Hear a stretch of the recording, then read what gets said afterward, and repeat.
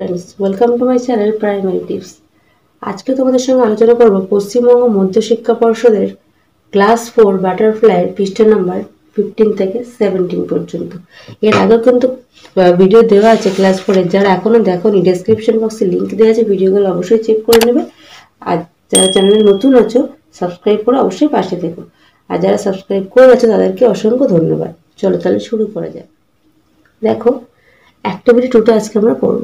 Let's continue, চলো পড়ি। In those days, সেই দিন, দেয়ার মানে সেই দিনে আর কি, মানে আগেকার দিনের কথা বোঝানো হচ্ছে। There lived an old man, সেখানে একটি বৃদ্ধ মহিলা বাস করতেন। She was the oldest woman in the village, তিনি ছিলেন সেই গ্রামের সব থেকে বৃদ্ধ মহিলা। She lived in a little mud hut, তিনি একটি কুড়ে ঘরে বাস করতেন, মাটির কুড়ে ঘর। Her hut was beside a paddy field, তার বাড়িটি কোথায় ছিল? একটি ধান ক্ষেতের পাশে। There were coconut trees at a distance, কিছু দূরত্বে ছিল নারকেল গাছ।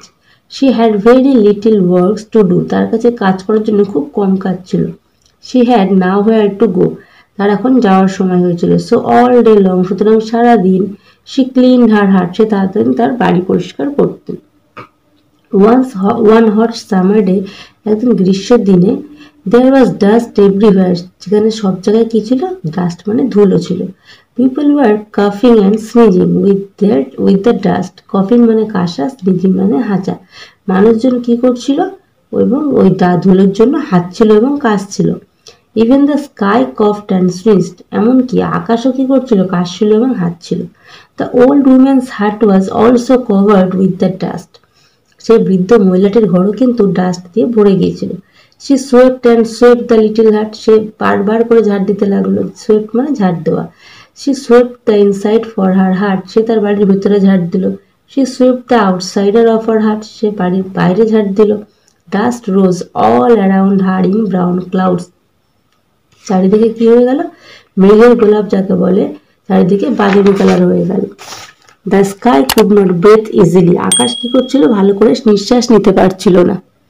The dust got into his nose and made him sneeze, ধুলো তার নাকে ঢুকে যাচ্ছিল এবং তার বারবার হাঁচি হচ্ছিল।